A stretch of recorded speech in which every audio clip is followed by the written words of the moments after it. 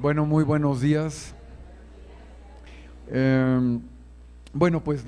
tenemos el gusto de contar con la maestra Leonor Correa Echegaray, que ya la conocen, ya nos ha dado conferencias aquí en el Centro de Estudios, y la maestra es de la Universidad Iberoamericana, donde es investigadora y profesora, es coordinadora del posgrado y su investigación doctoral se ha centrado precisamente en esta devoción del Sagrado Corazón de Jesús en México, que ya nos comentarás a partir de cuándo, etcétera. Yo creo que es muy interesante porque algunas de ustedes estudiaron también el Sagrado Corazón, tengo entendido, ¿no? Sí, sí, hay varias que… Entonces, bueno, siquiera que sepan de dónde viene la devoción al Sagrado Corazón, que yo creo que hasta la fecha sigue siendo muy fuerte en México, ¿verdad? Por lo menos en algunos grupos. Sí. Pues Leo, muchas gracias por estar con nosotros. A ustedes, muchas gracias por todo el semestre que nos acompañaron. Pues muchas gracias y que tengan buenas vacaciones.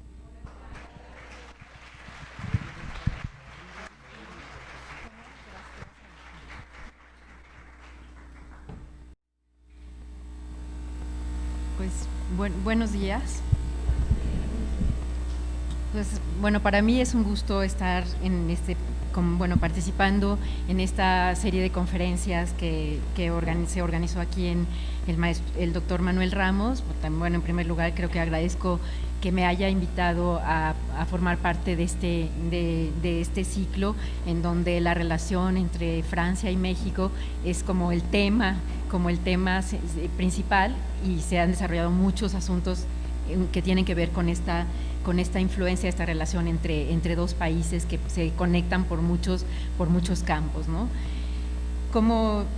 les comentó el doctor Manuel Ramos, esto que les presentaré ahora es parte de una investigación en la que he trabajado pues, ya un buen tiempo como investigación doctoral. Bueno, sin duda, la pregunta es, bueno, ¿qué es una devoción? Y exactamente qué es la devoción al Sagrado Corazón de Jesús? De hecho, bueno, creo que nuestro interés al centrarnos en este tipo de temas es ver cómo en el mundo religioso, en una sociedad religiosa, se desarrolla un interés en un culto específico, en una devoción especial, y en este caso, ¿por qué una devoción al Sagrado Corazón? Bueno, creo que si hablamos de nuestra experiencia religiosa en México, y para todos ustedes estoy segura que el ver la presencia, la existencia en México de una devoción al Corazón de Jesús es evidente, o sea, como sí podemos encontrar, y a lo mejor podemos decir con más claridad, a lo largo del siglo XX, que ya es siglo pasado para nosotros, a lo largo del siglo XX, esa presencia de una devoción viva al Corazón de Jesús estuvo muy evidente en la sociedad mexicana. De hecho, creo que podemos a lo mejor referirnos, bueno, sí, en las familias católicas y todo, en la casa era común, era importante darle un lugar preferente, en las familias católicas practicantes, darle un lugar especial al Sagrado Corazón, y entonces no era nada raro encontrar que en algún sitio importante de la casa, en la sala o en fin, en algún lugar importante hubiera una imagen del Sagrado Corazón. Entonces eso nos dice que en el siglo XX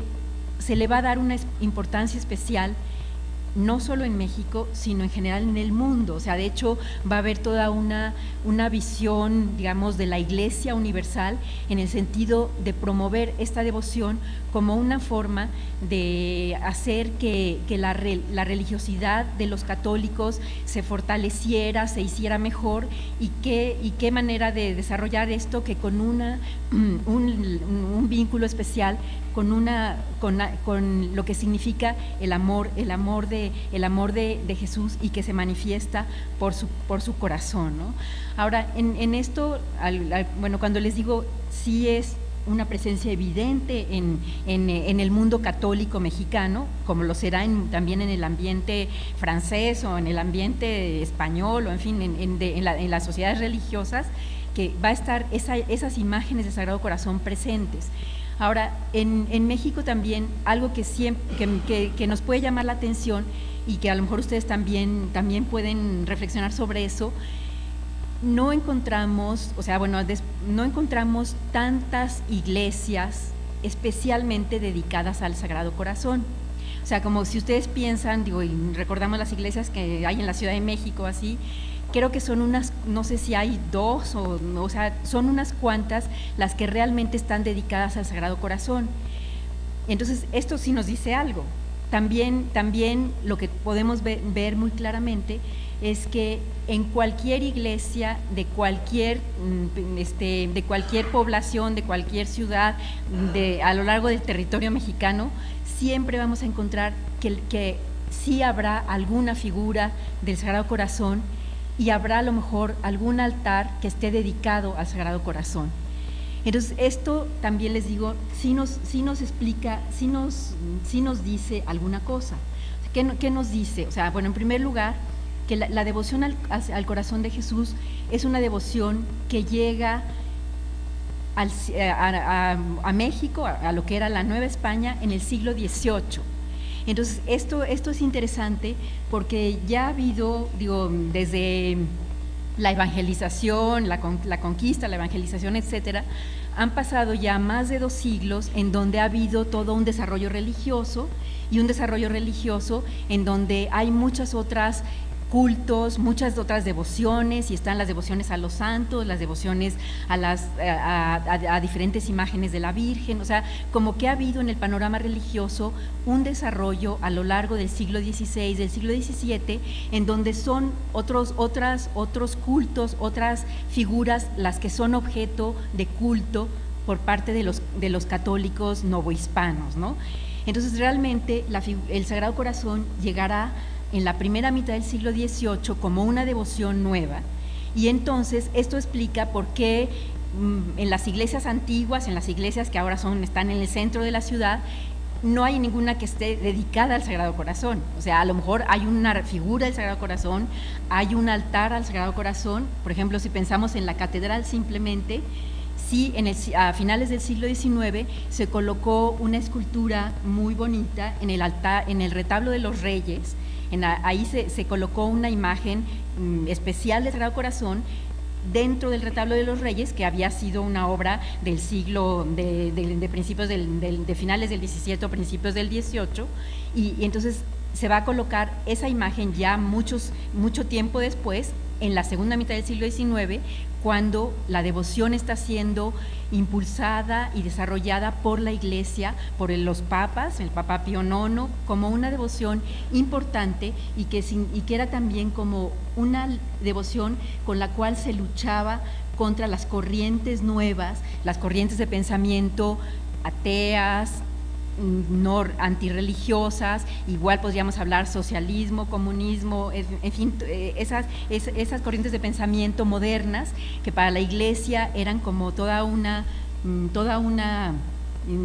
digamos una cuestión que había que tomar muy en cuenta, y que había que defenderse de toda una serie de ideas que afectaban al pensamiento religioso. Y entonces la figura del Sagrado Corazón se va a ver como algo importante para promover la fe de los católicos, para fortalecerla, para hacerla mejor, ¿no? Bueno, en esto, bueno, creo que una cosa interesante que hay que analizar cuando hablamos de la devoción al Sagrado Corazón, es decir, bueno, ¿por qué el corazón? O sea, ¿por qué se escoge al corazón como la figura, como el centro de culto, ¿no? Yo digo, bueno, ¿por qué no podíamos hablar de los ojos de Jesús o de las manos de Cristo? En fin, o sea, como ¿por qué se piensa en escoger al órgano del cuerpo humano, que es el corazón, como un símbolo especial para una devoción, ¿no? Bueno, claro, esto a lo mejor, bueno, no es tan sea, a lo mejor la explicación de esto puede ser más o menos clara y no difícil. O sea, como decir, bueno, el corazón de alguna forma se ha ligado, y por ejemplo, digamos, en nuestro siglo XX y ahora siglo XXI, siempre la imagen del corazón es el símbolo del amor. O sea, y siempre se le asocia con los afectos, con los sentimientos, con el amor, ¿no? Y eso en la cultura occidental, siglo XX, digo, es evidente para todos, y bueno, si no sé, el 14 de febrero, el símbolo del corazón, en fin, los enamorados, o sea, bueno, a lo mejor las imágenes ya en un sentido profano, no en un sentido religioso, ¿no? Pero sí es la asociación de lo que es el órgano anatómico humano, que es como un centro de vida, como el símbolo del amor. Y en esto, bueno, podemos decir que esta asociación de este órgano con el amor humano es resultado de todo un desarrollo que tiene que ver con la medicina, con el conocimiento del cuerpo humano, y además con lo que a lo largo de los siglos se ha dicho sobre qué papel, cuál es la función del corazón. Y en eso digo, podemos mencionar a muchos, digo, así de los famosos pensadores o académicos que hablaron de alguna manera de qué era el corazón, qué representaba el corazón para la vida humana. Bueno, por ejemplo, si hablamos de Aristóteles, la figura del corazón para Aristóteles era el órgano que tenía que devolverle el calor al organismo, o sea, que era un órgano que su función importante para la vida humana era el darle calor a todo el organismo, y en ese sentido el corazón era una fuente de salud, e incluso se hablaba, el corazón era la residencia del alma. O sea, de hecho, y se decía, bueno, el alma está también en la sangre la sangre llega al corazón, y entonces el corazón es el lugar en donde está el alma, ¿no? Si hablamos, por ejemplo, de Platón, ahí sí, para Platón va a decir, el alma afectiva tiene por centro el corazón. El cerebro, en cambio, es el receptáculo del pensamiento. Va a haber a lo largo de los siglos, les digo, y conforme van avanzando los conocimientos de la medicina, una discusión sobre este tipo de cosas. ¿Cuál es la relación entre el corazón y el cerebro? ¿Cuál es lo que tiene que hacer cada uno de esos órganos, ¿no? De hecho, por ejemplo, ya en la medicina después del siglo III después de Cristo, o sea, ya en la época cristiana, siglo III, sí se decía que la mente sí tenía su centro en la cabeza, pero las emociones, afectos, pasiones se ubicaban en otros órganos. Aquí es interesante porque sí dicen, bueno, emociones, sentimientos, pasiones no están en la mente, sino que la mente está en el cerebro, y en los otros órganos del organismo se ubican otras diferentes pasiones. De hecho, por ejemplo, se decía que la alegría se producía en el vaso, que en el hígado era el órgano que tenía que ver con la voluptuosidad y el deseo. Y de hecho, en esta visión, les digo, siglo III o los siglos siguientes, el corazón, dice, es el órgano en donde se manifiesta el miedo, es el órgano del miedo. Entonces les digo, aquí lo que es interesante es ver cómo en el desarrollo de la ciencia y el conocimiento se va tratando de identificar estos sentimientos, estos afectos que tiene el ser humano, cómo se producen, en dónde se producen y qué relación hay entre ellos, ¿no? Ahora, en el siglo XVII, lo que va a ser interesante es que hay una serie de avances muy importantes en la medicina, y sobre todo va a haber algo que seguramente es muy conocido y que seguramente ustedes lo saben. Va a haber ese descubrimiento que hace un médico inglés, William Harvey, que escribe un tratado en donde hace una demostración del proceso de circulación de la sangre. y de cómo la sangre llega al corazón y cómo se desarrolla todo el proceso de circulación y cómo hay todo un sistema en que funciona para la vida humana. Entonces, bueno, esto es muy interesante porque, y les digo, vale la pena como verlo, porque vemos que este descubrimiento que hace Harvey, de hecho el tratado que escribió, que es un tratado de anatomía sobre la circulación de la sangre en los animales, en el hombre, en los animales, ese tratado se publicó en 1626, y de hecho es interesante porque, bueno, claro, él,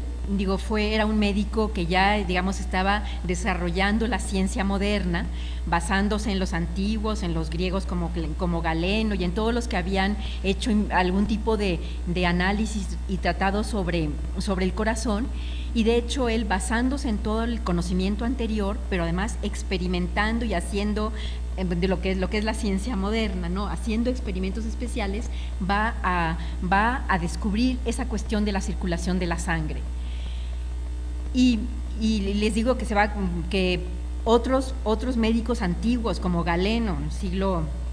II antes de Cristo, o sea, como que ya lo habían dicho, ya habían pensado que sí había un sistema circulatorio en el ser humano, pero no lo habían demostrado, y Harvey sí lo va a hacer. Entonces les digo, lo que a mí me parece interesante y yo creo que vale la pena analizar es que esos descubrimientos, esos avances científicos se hacen en el siglo XVII, y en ese mismo siglo XVII vamos a encontrar que se desarrolla la nueva devoción al Sagrado Corazón de Jesús, que es la devoción que conocemos ahora y que es la devoción que es objeto de esta plática, ¿no?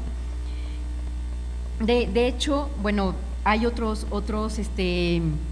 tratadistas importantes, bueno, simplemente un pensador como Descartes, René Descartes, que por ejemplo, bueno, son más modernos en su visión de estas cosas. Descartes escribió un texto que se llamó Tratado sobre las pasiones del alma, y entonces ahí, por ejemplo, un pensador como él comenta que las pasiones del hombre no se encuentran en el corazón, sino que dependen del cerebro, y que de hecho hay un pequeño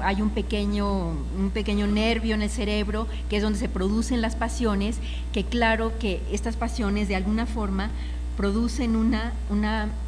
alteración, y esto se va a reflejar en el corazón, pero los sentimientos no están en el corazón, están más bien en el cerebro. Que de hecho podríamos decir, y podríamos, bueno, ya con los conocimientos actuales de la medicina y todo, podríamos decir también esto, ¿no? O sea, que realmente el sentimiento afectivo, la emoción, todo es algo que se produce en la imaginación, en la mente, en nuestro cerebro, pero ciertamente hay un impacto de eso que estamos pensando, de eso que estamos viviendo con la mente, y hay un impacto que se da en el corazón, ¿no? Y que de hecho, bueno, ya en el siglo XIX, por ejemplo, un médico muy famoso como Claude Bernard, que hace investigaciones especiales, él va a hablar de que siempre hay un impacto recíproco entre corazón y cerebro, ¿no? Que entonces lo que se está pensando en el cerebro afecta de alguna forma, altera el corazón, y por eso, bueno, pues igual, todos sabemos esta cuestión de cuando se produce algún impacto, alguna cuestión que nos afecta, o cuando vemos a una persona a la que queremos especialmente, nos emocionamos y el corazón nos late más, ¿no? Entonces sí hay ese impacto recíproco que tiene que reflejar esa relación entre dos órganos que están ligados de alguna forma, ¿no? Ahora, para pasar de esta parte de la figura, el símbolo del corazón como algo importante, y regresando a lo que decía el médico Harvey a principios del siglo XVII, él va en ese tratado que les digo que escribió, él va a decir el corazón de los animales, bueno, le está hablando, no solo del hombre, pero el corazón en general, dice, es base de la vida, es principio de todo, es el sol del microcosmos, la fuente de donde emana toda la fuerza y todo poder. Entonces, bueno, esto es interesante porque después incluso Harvey hace una comparación del corazón con el rey. O sea, estamos hablando siglo XVII, una sociedad absolutamente monárquica, una sociedad donde el rey es el centro de la vida política, el centro de las sociedades, y entonces Harvey dice: el rey es el corazón de la república, o sea, también es el principio de vida importante, central de una monarquía o de un sistema, ¿no? Entonces, bueno, esto creo que simplemente lo comento porque nos trasladamos ahora al campo de lo religioso, y cómo se da esa visión del corazón en el mundo religioso, ¿no? De hecho, la devoción que les digo conocemos ahora como la devoción al Sagrado Corazón, de hecho está armada, está organizada, está pensada en el siglo XVII.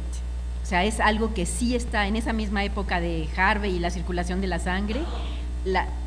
Vamos a encontrar el desarrollo de la devoción al corazón de Jesús. Ahora, en esto, bueno, ¿por qué en el siglo XVII? Bueno, de hecho, más bien podríamos decir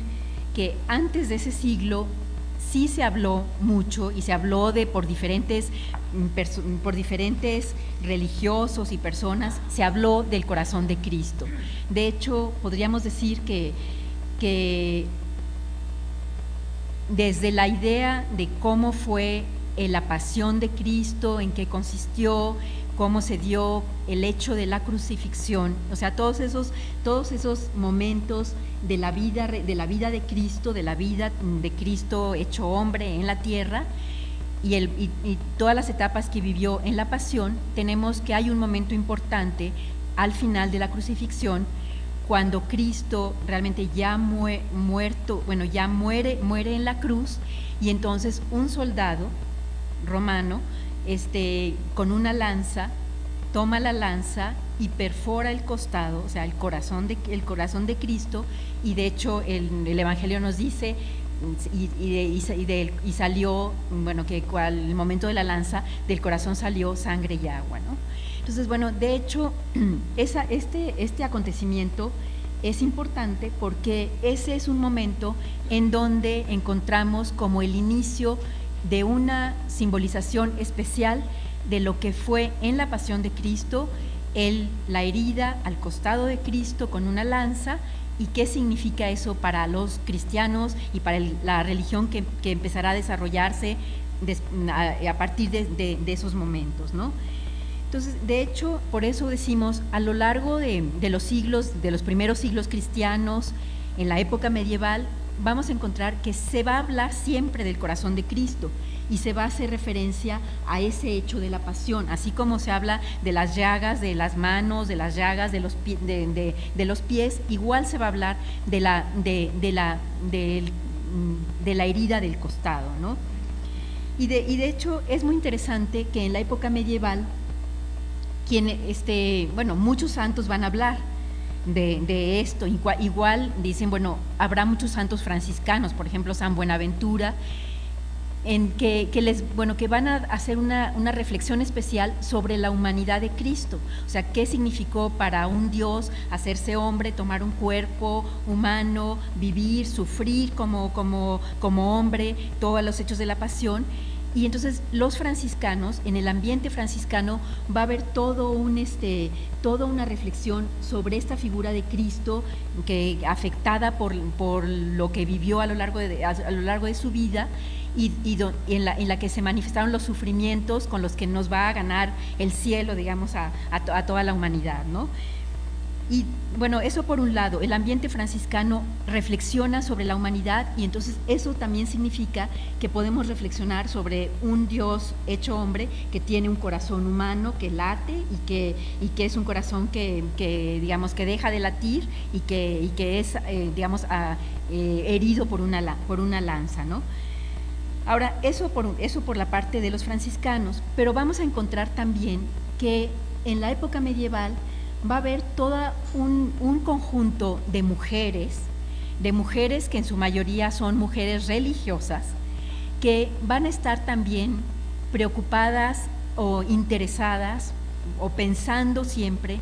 en la figura de Cristo, bueno, en quién es Cristo, quién es, y que van a, digamos, a también desarrollar visiones especiales sobre el corazón y sobre la figura de Cristo, ¿no?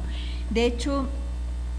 esto siempre, bueno, se ubica especialmente, y se dice que en esta época medieval, en el siglo III, sobre todo en los siglos XII, XIII, estas mujeres, que les digo, en una gran mayoría son religiosas, las vamos a encontrar en diferentes monasterios en el mundo europeo, bueno, viven su vida religiosa de manera muy profunda. Muchas de ellas se pueden definir como místicas, o sea, tienen una reflexión importante, una adhesión así afectiva, especial a las verdades del cristianismo. Y estas mujeres además van a encontrar que en esta posibilidad religiosa ellas pueden expresar sus puntos de vista, su sentir, sus concepciones religiosas, o sea, como que hay una posibilidad en este mundo religioso de tener una presencia, de tener una voz ante la sociedad cristiana, cosa que en otros ámbitos del mundo no era posible, ¿no? O sea, como que la mujer, bueno, siempre en una posición secundaria, digamos, en comparación con el hombre, en un segundo plano, incluso, bueno, como quitándole su posibilidad de inteligencia al parejo que el hombre, o sea, como que en una situación, digamos, de desventaja frente al hombre. En este mundo religioso, las monjas medievales, las místicas sobre todo, van a poder expresarse, van a escribir, incluso muchas de ellas van a escribir sus pensamientos, sus ideas, van a ser tratados, o también los religiosos hombres, los curas o los párrocos o los que están ligados con esos conventos religiosos, van a escribir y van a contar lo que estas religiosas están viviendo, ¿no?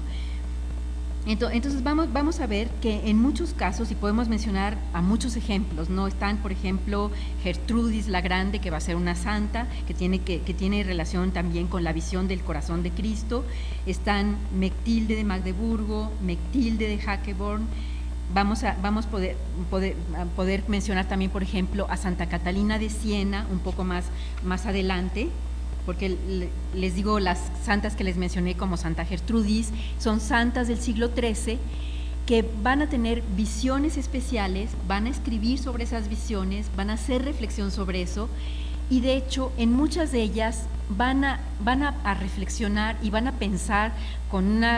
una, no sé, visión así religiosa, de fervor, de confianza, qué es el corazón de Cristo, ¿no? De hecho, a muchas de ellas, o sea, la idea del corazón de Cristo es él es un lugar como de refugio, es un lugar en donde se manifiesta el amor que Cristo ha sentido por la humanidad y por el hombre, y de hecho en muchas de ellas van a contar las visiones que tienen, o sea, van a tener momentos de revelación y momentos de algún tipo de visiones, y entonces en muchas de ellas van a hablar de que Cristo se presentó, les mostró la herida del costado, y de alguna forma se hizo un intercambio entre la religiosa y Cristo, y que en un momento dado para la religiosa, una Matilde de Hackeborn, era como que ver que Cristo le pedía el corazón a ella, que ella, bueno, le entregaba el corazón de ella, digamos, reposaba sobre el corazón de Cristo, y entonces se hacía lo que se llama en la época un intercambio de corazones. Entonces, bueno, esto es muy interesante verlo porque sin duda, les digo, son varias las religiosas de esta época que hablan de esta relación afectiva, porque igual uno dice, bueno, esto es absolutamente una visión muy muy afectiva. Incluso podríamos hablar de un erotismo religioso muy especial, en donde la religiosa descansa en el pecho de Cristo, su corazón se une con el de Cristo, hay una visión especial de lo que significa ese intercambio. O sea, es una cosa muy especial, pero que en la época la encontramos en varias de estas mujeres, ¿no? Después, bueno, por ejemplo,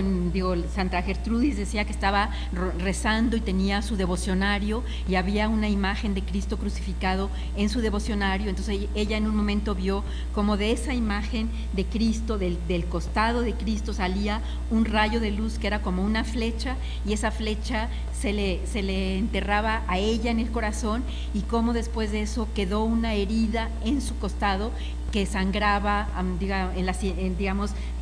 diferentes momentos después de ese día, ¿no?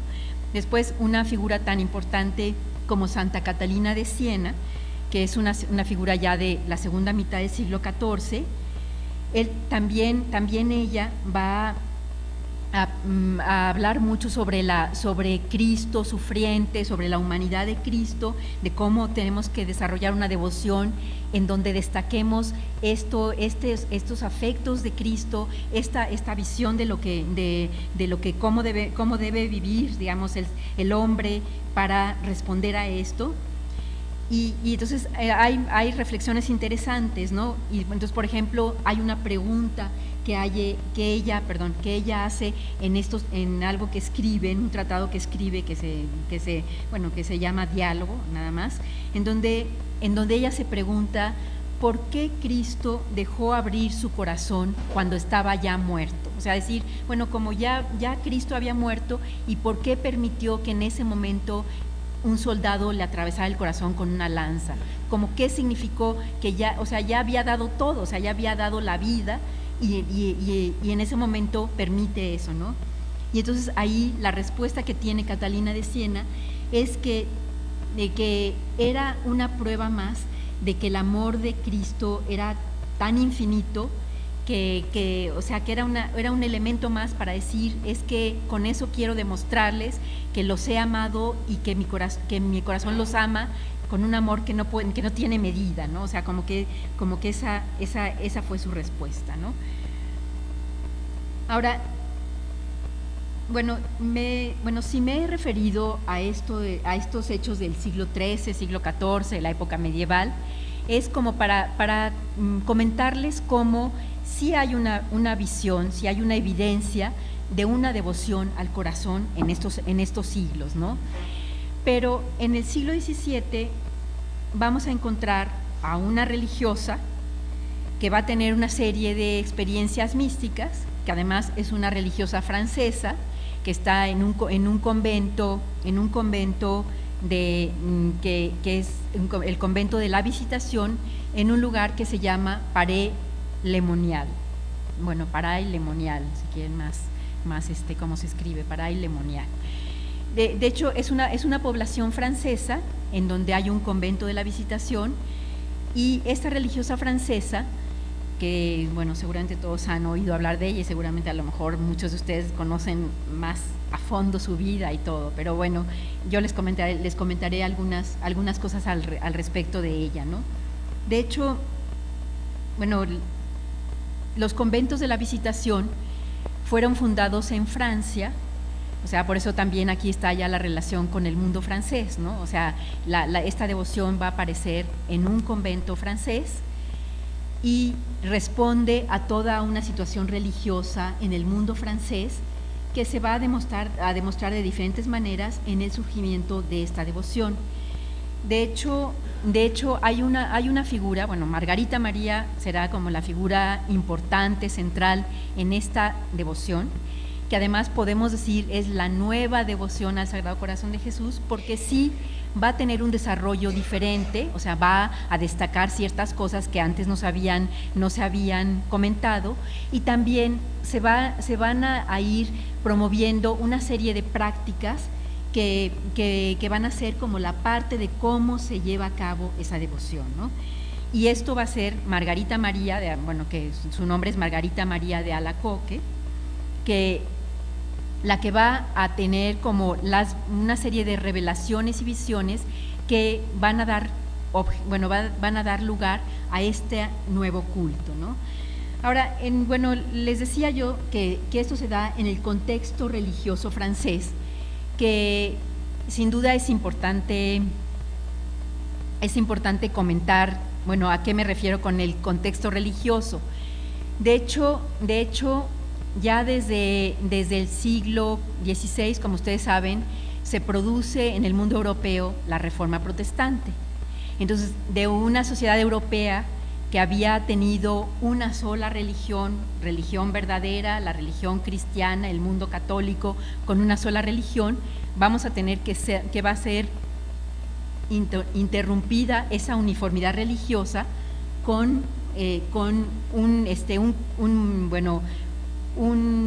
la aparición de un sector protestante que pide una reforma de la Iglesia, que destaca ciertas cosas, y entonces se va a romper esa unidad religiosa con el desarrollo de ciertas naciones que sobre todo van a aceptar a estos pensadores protestantes y que van a desarrollar una religión de manera diferente, que van a ser como una contestación o una lucha contra el mundo religioso católico, ¿no? Entonces, eso va a ser importante, y esto lo vamos a ver presente en el mundo europeo, en los diferentes países, ¿no? Y a lo mejor habrá naciones como Alemania, como Inglaterra, como Suiza, en fin, diferentes, en donde va a estar presente más el mundo protestante, pero también vamos a encontrar que en Francia también va a haber una presencia importante de protestantes, por ejemplo, calvinistas, y de hecho la población de Paray-le-Monial, donde estaba donde estaba Margarita María, es una población en donde va a haber todo un sector importante de calvinistas, o sea, de protestantes que ya piensan diferente de los católicos de la comunidad. Y entonces ahí va también a haber como interés en desarrollar, por ejemplo, los jesuitas van a establecer ahí una misión que tiene como objeto el luchar contra el mundo protestante, digamos, hacer que los católicos que viven en Paray-le-Monial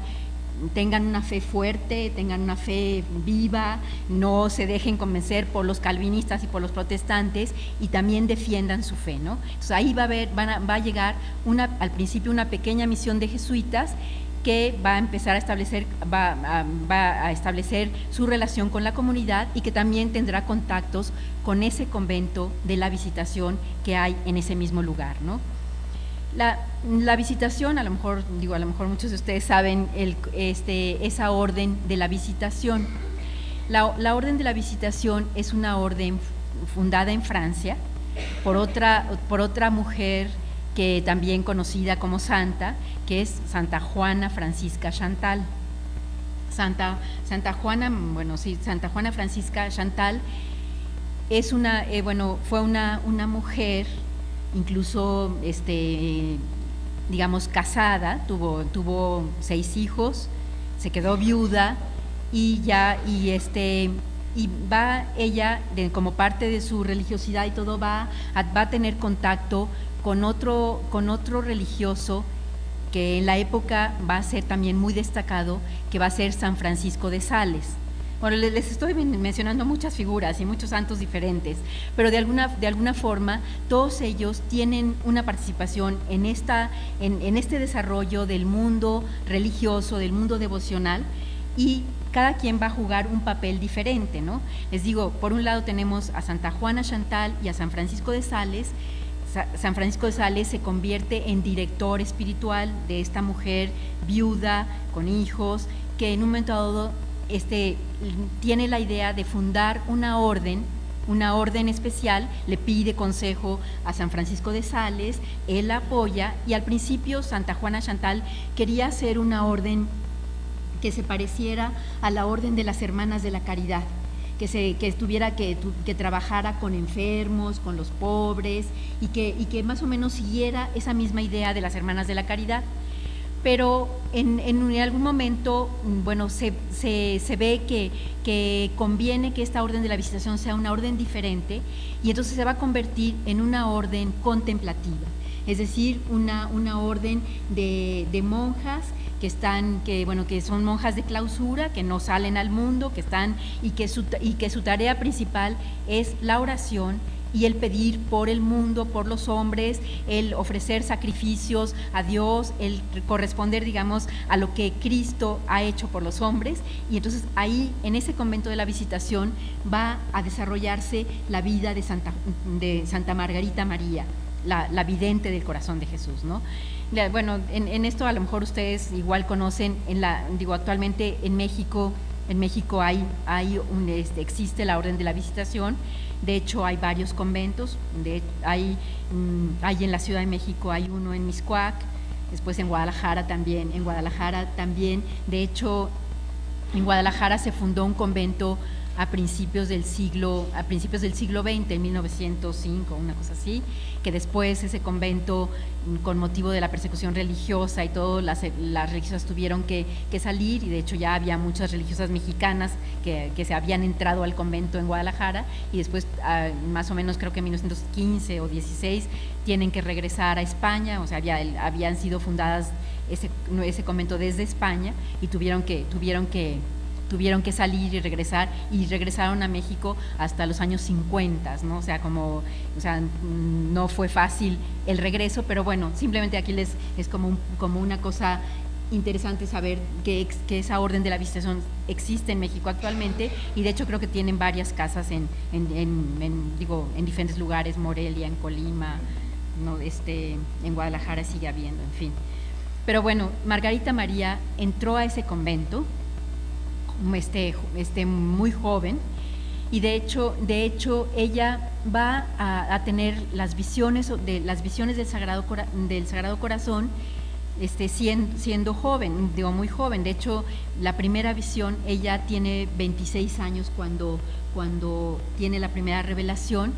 pero también podemos decir su vida no va a ser muy larga. De hecho, va a morir como a los 41 años. Pero digamos que para la época, pues bueno, era como, a lo mejor las expectativas de vida de la época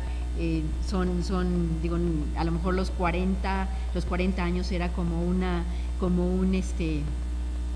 una época común, digamos, de la mayoría de vida para muchos de la población, aunque había a quienes vivían mucho más. Pero bueno, Margarita María va a tener una vida corta, pero va a ser en esa etapa muy importante. Ahora, de hecho, ella, como religiosa, va continuamente a tener distinto tipo de revelaciones, visiones, y eso le va a provocar problemas como religiosa a ella en el convento. O sea, como que la maestra de novicias o la superiora del convento de la Visitación, donde ella está en ese lugar de Paray-le-Monial, como que en algún momento no les gusta que continuamente ella esté hablando de que tuvo alguna revelación especial. Incluso la van como a decir, no, si todas las religiosas están rezando, tú te vas a barrer y te vas a hacer cosas de la vida doméstica y todo, como para digamos, controlarla un poco y pensar que a lo mejor esas visiones que ella tenía eran más bien como tentaciones, y como que más bien se manifestaba en eso, no sé, que su orgullo, su amor propio, y que no eran cosas que realmente fueran de manifestaciones de Dios, ¿no? Pero entonces, de hecho, incluso van a retrasar un poco el que pueda profesar como religiosa, también tomando en cuenta esto. Pero de alguna manera ella continuamente va a estar sintiendo estas manifestaciones especiales de Dios hacia su espíritu, hacia su corazón, y va a manifestar esto a los confesores, a los religiosos que van a tener contacto con ella, e incluso ella va a dejar muchas cartas, y va a haber una autobiografía en donde ella platica de sus visiones y de cómo fue estos contactos de ella misma con el corazón de Jesús, ¿no? De hecho, por eso incluso vemos que se va a saber cuándo va a tener ella las diferentes visiones en las que el corazón de Jesús se le presenta. De hecho, hay una primera visión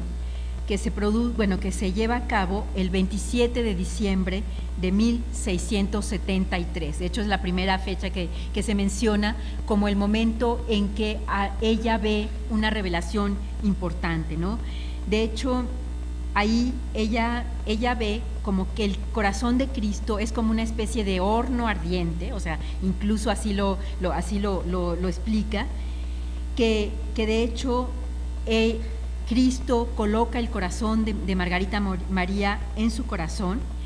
y le dice que la ha escogido para que ella manifieste a los hombres los tesoros del corazón de Cristo. O sea, que de alguna forma ella tiene que manifestarle al mundo cuál es el sentido del corazón de Cristo, qué significa para el mundo y qué es lo que el mundo tiene que hacer en relación con eso, ¿no? Entonces, de hecho,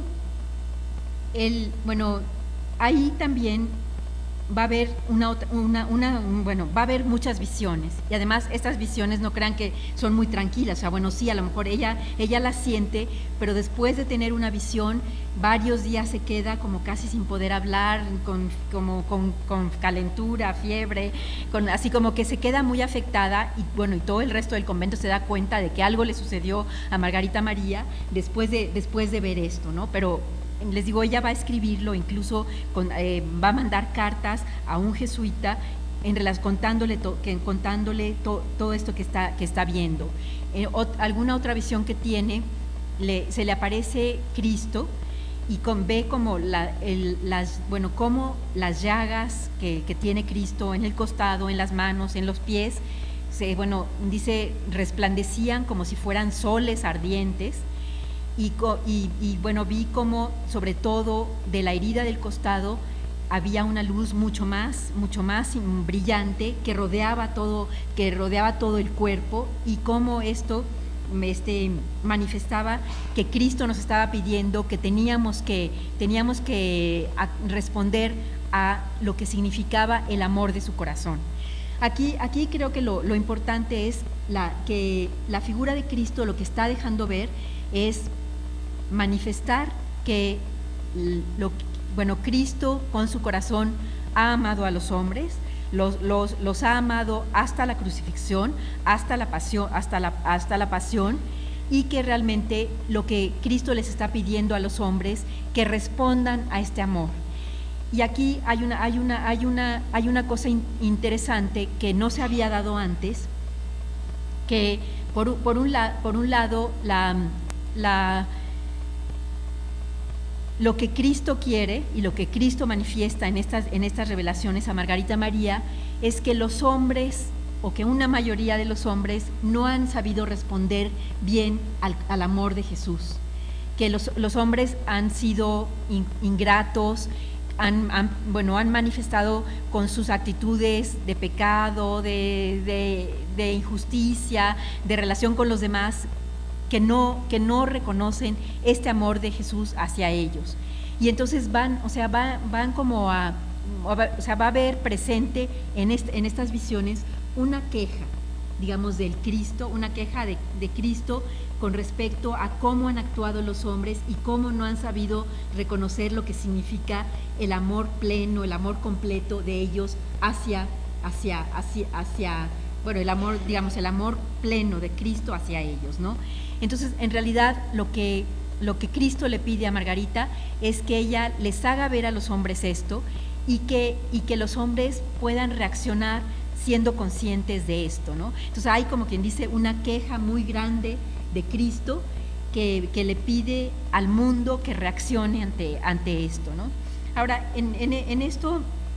también creo que otra de las cosas importantes que hay que ver es que, les decía yo antes, que en las monjas del siglo XIII, XIV, Santa Catalina de Siena y otras más, cuando ellas hablan del corazón de Cristo, ellas nunca ven al corazón, la figura del corazón, así, ¿no? O sea, ellas nunca, en sus visiones, nunca ven más que la herida del costado. O sea, lo único que ellas manifiestan es que se ve una herida sangrante, que se ve que sale sangre de la herida del costado, pero nada más. O sea, ellas nunca ven una figura del corazón. En cambio, en las visiones que va a tener Margarita María, ella sí habla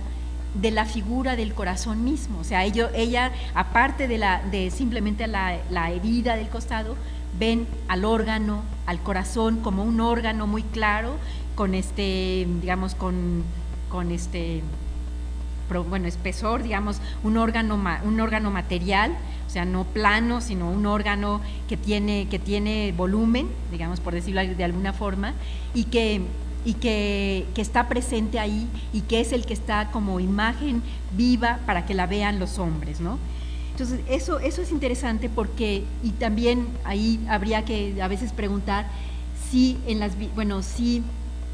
la visión que Margarita María tiene ya se refleja que hay un conocimiento más claro, médico, anatómico y todo de la figura del corazón. Esto no es tan fácil de mostrar ni nada de esto, pero sí es interesante que a partir de esas visiones de Margarita María, la representación que se haga del corazón va a ser una representación de un corazón mucho más realista, o sea, el corazón tal como es el órgano humano biológico, ¿no? O sea, anatómicamente el corazón con que le salen dos, digamos, venas de la parte superior, tiene tres dimensiones, o sea, se ve ya de una forma más digamos, clara, ¿no? Y de hecho les digo, es interesante esto porque en las representaciones que se hagan del corazón, esto va a ser muy claro.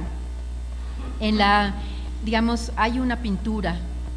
muy, digamos, yo pienso que es una pintura, bueno, a mí me gusta mucho esa pintura, digo, como para ilustrar esto que es la devoción. Siento mucho no haberles traído porque sí creo que hubiera sido interesante, importante traerles algunas imágenes, pero bueno, en este momento no fue fácil hacerlo, pero hay una pintura muy bonita que hizo Miguel Cabrera. El pintor Miguel Cabrera, un pintor del siglo XVIII, que va a pintar muchísimos cuadros para los jesuitas, o sea, para la Compañía de Jesús va a hacer muchas pinturas de santos, de todo tipo de representaciones de la Virgen, o sea, diferentes cuadros que van a estar en las iglesias de los jesuitas y en las casas de los jesuitas, y va a haber una pintura dedicada al corazón de Jesús, que es la forma como se representa el corazón de Jesús en el siglo XVIII. Y la manera como se le representa es el corazón, así como órgano anatómico, rodeado de llamas, con la herida del costado y también rodeado por una corona de espinas. De hecho, esa visión del corazón en el centro del cuadro está rodeado alrededor por cabezas de angelitos que digamos que decora, bueno, no, yo creo que es más que decorar, pero digamos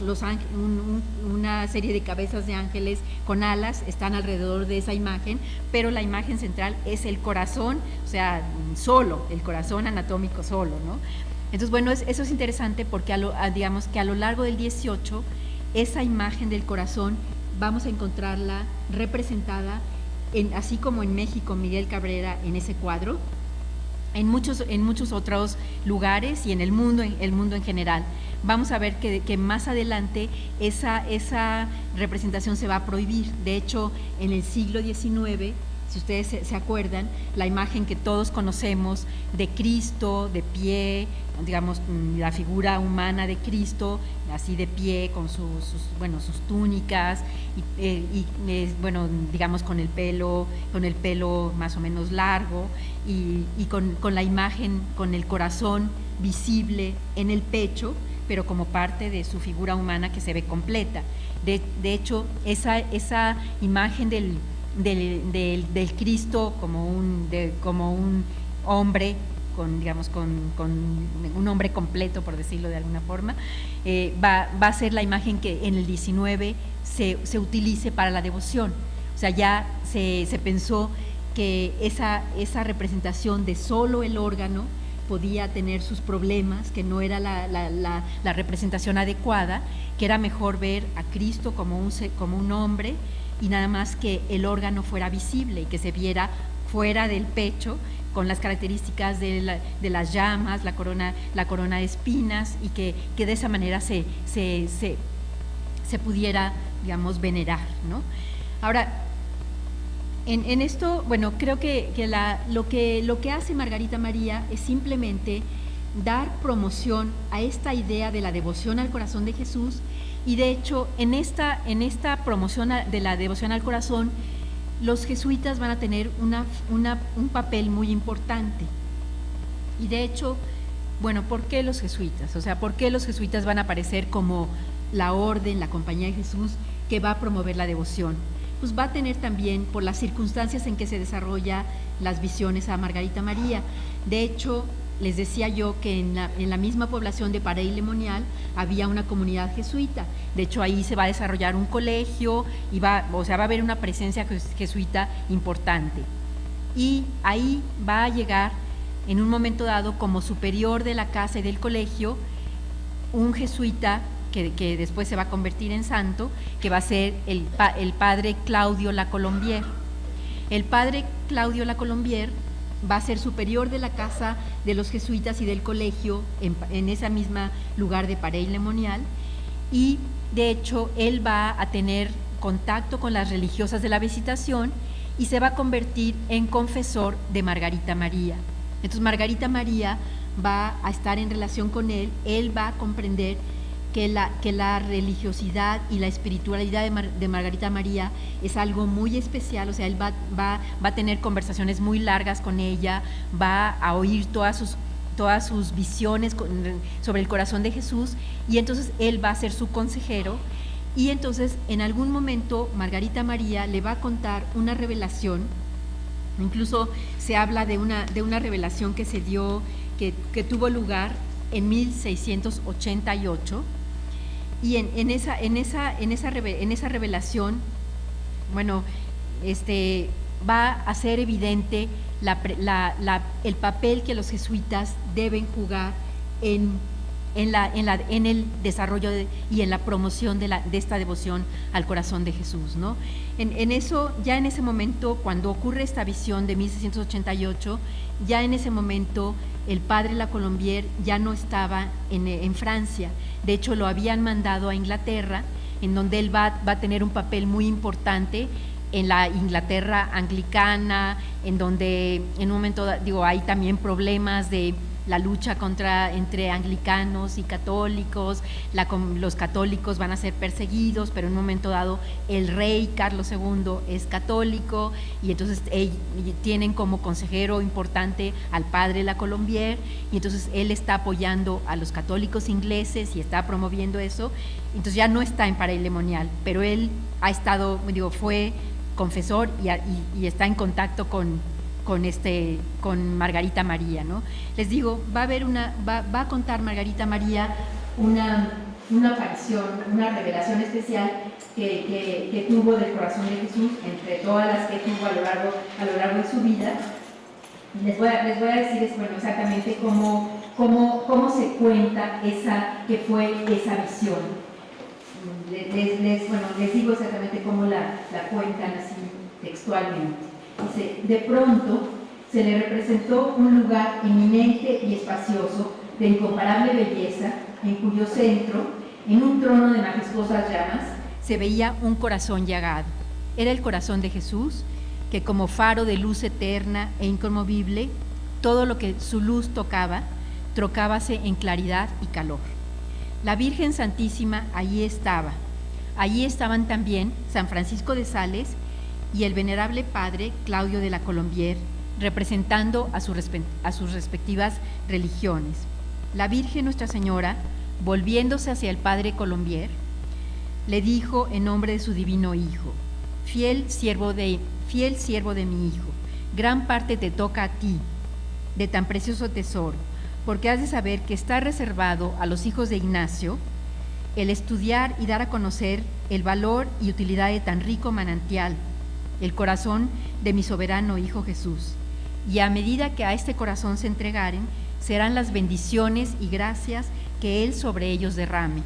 de manera que el fruto en sus ministerios sobrepujará a sus más arduos trabajos y a sus más ardientes esperanzas, y crecerán asimismo en la perfección de sus almas a medida del deseo con que a su corazón se entreguen. Bueno, creo que esto que les he leído es importante simplemente para ver que en una de las revelaciones, esta que les acabo de comentar, se dice que la Virgen les comenta a los jesuitas que ellos tienen que jugar un papel importante en el desarrollo de la devoción y que el ser devotos del corazón les va a hacer que tengan éxito en sus tareas de misiones, de evangelización, de desarrollo de la religión en las comunidades en las que trabajen, y que va a ser importante que ellos la promuevan, ¿no? Entonces, bueno, esto creo que es interesante porque, bueno, no crean que a partir de esto ya enseguida los jesuitas se van a convertir en promotores de la devoción al corazón de Jesús. Van a tener que va a tener que pasar un tiempo, va a tener que irse poco a poco viendo el sentido de la devoción para que la compañía la acepte. Pero ya en el siglo XVIII sí hay como una idea, como una clara aceptación de los jesuitas de que ellos pueden tener un papel importante. Y de hecho vamos a tener que en los siglos siguientes la Compañía de Jesús va a ser como de las órdenes que más fuerza le den a esta existencia de la devoción. Y de hecho, simplemente, para relacionarla con el principio de esta devoción en México, vamos a tener que van a ser ellos los que van a empezar a hablar de la devoción aquí en la Nueva España. De hecho, ¿cómo podemos saber que ellos son los que la traen a la Nueva España? Vamos a encontrar que el primer texto que se publica en México, en la Nueva España, el primer texto que se publica en la Ciudad de México, va a ser un texto de un jesuita, Juan Antonio de Mora, un padre jesuita que estaba en el Colegio de San Andrés. El Colegio de San Andrés estuvo, de hecho ya fue destruido. La iglesia de San Andrés estaba en lo que ahora es el Munal, el Palacio de Comunicaciones, donde está el edificio del Palacio de Comunicaciones. Ahí estaba la iglesia y el Colegio de San Andrés. El rector Juan Antonio de Mora era rector del Colegio de San Andrés, y él va a publicar un texto que se llama Devoto culto que debe dar el cristiano al corazón al corazón de Cristo, hombre y Dios. Entonces, este texto, les digo, es el primer texto que encontramos en México sobre la devoción. Y entonces va a ser muy interesante porque, esto simplemente nos da idea de que cuando se publica ese texto, que es 1732, quiere decir que ya en ese momento empieza a promoverse, a expandirse, a hablarse de la devoción en México, y que va a empezar a haber devotos del corazón de Jesús, va a empezar a pensarse en una congregación de devotos dedicada al Sagrado Corazón de Jesús, y entonces van a empezar a promoverse los altares, las imágenes, las figuras. Y de hecho vamos a ver que nada menos en el Colegio de San Ildefonso, en la capilla del colegio, va a haber un altar dedicado al corazón de Jesús, e incluso se va a hacer una congregación que también está relacionada con el corazón. Y vamos a ver que poco a poco las personas se van a ir interesando. Los jesuitas van a hablar de por qué hay que rendirle culto al corazón, porque es el aceptar que Cristo nos amó hasta la muerte, que nosotros tenemos que responder a ese amor, que la forma de responderle es siendo buenos cristianos, en fin, todo, y así va a ir desarrollándose, ¿no? Lo que les decía en algún momento de que la devoción se va a ir definiendo de una manera nueva, es porque en las apariciones a Margarita María, ella va a decir en un momento dado que Cristo le pide que se celebren los primeros viernes de cada mes, y que los primeros viernes de cada mes sea la fiesta del corazón de Jesús. Después también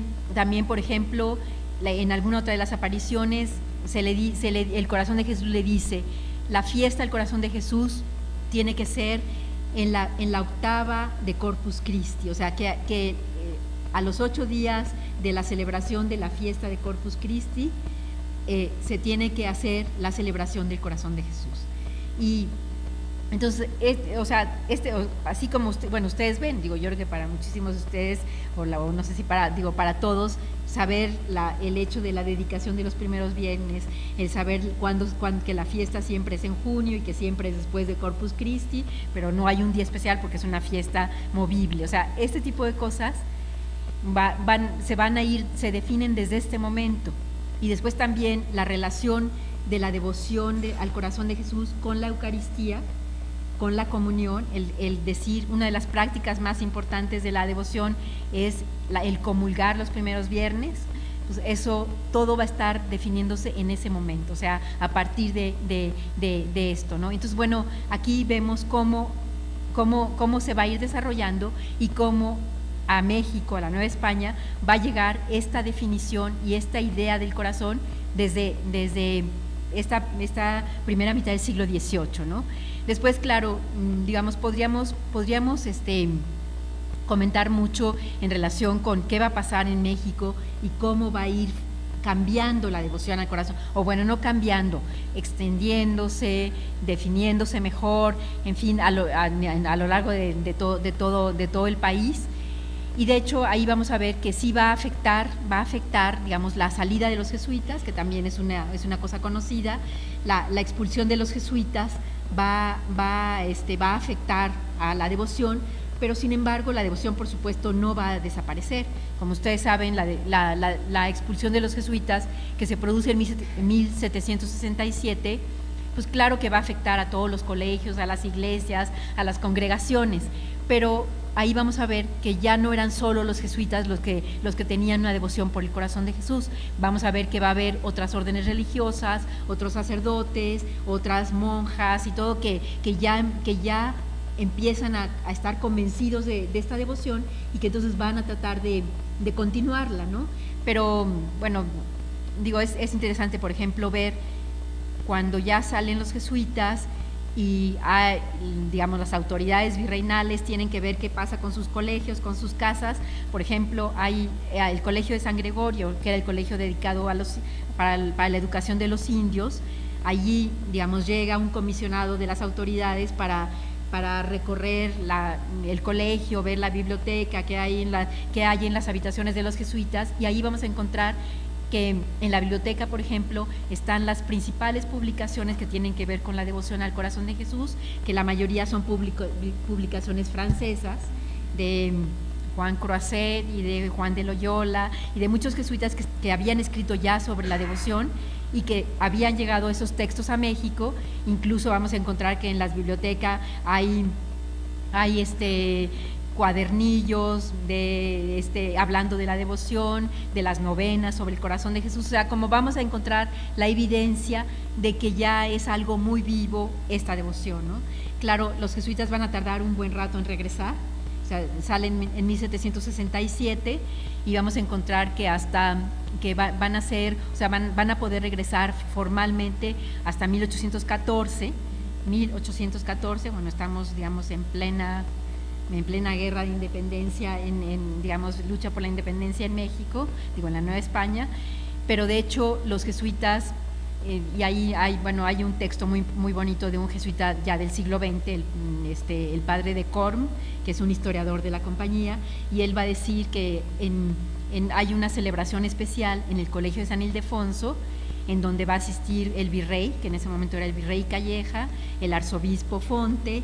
las otras autoridades del cabildo del cabildo de la ciudad y bueno, muchas gentes que regresan para que les devuelvan el colegio San Ildefonso. Y entonces el padre de Corm dice, y los jesuitas que regresaron van a poder hincarse nuevamente ante el altar del corazón de Jesús. Entonces dice, bueno, qué gran gozo sentirían esos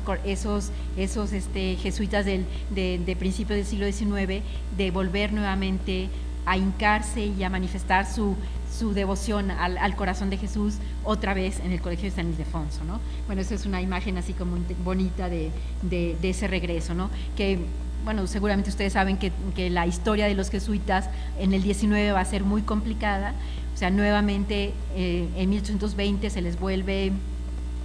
a expulsar, y de hecho va a ser hasta la segunda mitad del 19 cuando, bueno, hasta después de los años 50, cuando empiecen a tener una presencia ya más clara. Pero sin duda, en esos años así complicados y todo, no se pierde la devoción continuará, habrá muchos otros que no tengan que ver con los jesuitas, que la crean, que la vivan y todo, y de hecho ya en la segunda mitad del 19 es cuando se le va a dar una fuerza muy importante, no solo por parte de los jesuitas, por la Iglesia en general. El Papa Pío IX, bueno, ya les había comentado al principio eso, va a considerar que la devoción es una forma de que la religiosidad católica, que el mundo católico se reviva, se fortalezca y todo, y entonces la devoción es una forma de promoverla, y entonces va a ser el desarrollo en Francia, Montmartre, y todo, en fin, todo lo que hay así importante de fuerza de la devoción, y que para nosotros mexicanos va a ser muy evidente en la primera mitad del siglo XX, ¿no? El siglo XX, la acción católica frente a todo lo que es la persecución y todos los problemas de la revolución y eso, la presencia del corazón de Jesús va a ser como una fuerza que se promueve, que se vive como una lucha, bueno, en la lucha contra la irreligiosidad y los problemas los problemas que se viven en esta primera mitad del siglo XX, ¿no? Pero bueno, como que les digo, habría que decir muchas otras cosas. Creo que ya me he extendido mucho. A lo mejor en otro momento sería muy bueno poder tener una plática en donde vieran más las imágenes así, digamos, en vivo de cómo se fue representando al corazón de Jesús, y cómo hay tantas cosas interesantes en ese sentido. Pero bueno, supongo que eso tendría que ser en otra ocasión. Y bueno, creo que también otra reflexión importante sería qué tan viva está la devoción al corazón de Jesús en el siglo XXI, en nuestro mundo actual. Creo que si la comparamos con lo que pasó en el 19, a lo mejor pues ya decayó mucho la devoción, digamos, a nivel de la sociedad y todo, pero en la Iglesia ha habido como nuevas visiones en relación con esto. De hecho, podríamos decir, el padre Lacolombier, el padre Claudio Lacolombier, fue canonizado en 1992. O sea, un apóstol importante, bueno, alguien importante en relación con esta devoción, ya a finales del siglo XX se le considera santo, ¿no? Entonces, pues todo esto influye, y hay como una revaloración de qué significa estar conscientes del amor de Cristo, estar conscientes para los católicos actuales de esto, ¿no? Entonces, pues bueno, eso ya también sería objeto de otras reflexiones, ¿no? Pero creo que, bueno, espero que